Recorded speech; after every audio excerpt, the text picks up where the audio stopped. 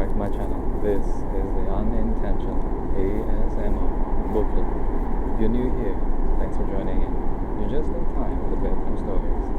I am right now in a train to Hakodate, and so you're going to be hearing a lot of train sounds and all the wind noise and all these things. So anyway, sit back, relax, and enjoy this reading. So tonight's book is a book by Louise Penny, and it's called World of Curiosities. So this is part 1. Let's begin. Chapter 1. Oh merde. Harriet looked in the mirror, her toothbrush hanging out of her mouth. It was the 1st of June, and she'd forgotten to say rabbit, rabbit, rabbit. She said it now. Toothpaste foaming on her lips, but had the sinking feeling it was too late.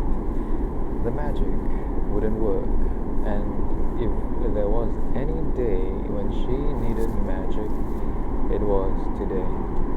Merde. He'll bring you good luck, little one, Auntie Myrna had assured her niece when she taught her the incantation. He'll protect you. That had been years ago, but the rabbit habit hadn't wholly taken. Most months, Harriet remembered, but of course, this month, when she needed it most, she'd forgotten. Though she knew it was probably because she had so much else on her mind. Shit. Did she really believe repeating rabbit, rabbit, rabbit make a difference? No, of course not. How could she? It was a silly superstition. There was nothing actually magical about those words. Where did it even come from anyway? And why rabbit? It was ridiculous. She was an engineer, she told herself, as she prepared for her morning run. A rational human being. But then so was her aunt. Did Auntie Myrna even do it? Or had it been a joke that the timid child had taken to heart? Setting aside the absurdity of magical incantations, Harriet marshaled her rational self and entered the day. Everything will be okay, she said, as she ran through the warm June morning. All will be well. But Harriet Landers was wrong. She really should have repeated rabbit, rabbit, rabbit. It was the beginning of November when the chief inspector first saw Clotilde Arsenault. He pulled his field jacket closer around him and knelt beside her like a penitent at some awful altar.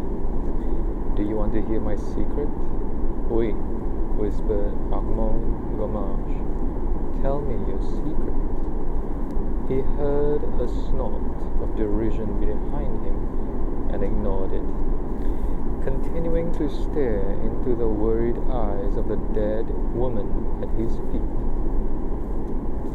The head of homicide for the Sûreté du Québec had been called away from Sunday breakfast with his young family.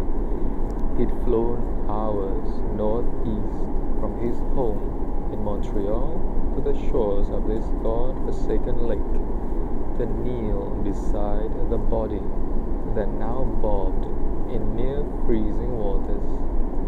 She was shoved half ashore by the grey waves that were growing increasingly insistent by the minute. White caps had formed out at the center of the lake, and even in this fairly protected cove, they bumped up against the woman, moving her limbs in some mockery of life, as though she'd decided she wasn't dead after all, and was about to rise. It added a macabre element to an already morbid scene. It was a strange story, but anyway, I hope you enjoyed listening to that reading. If you do, give it a like and share. Share it with the world. And don't forget to subscribe, yeah? And then I wish you have a good night and have a good rest. I'll see you in the next video.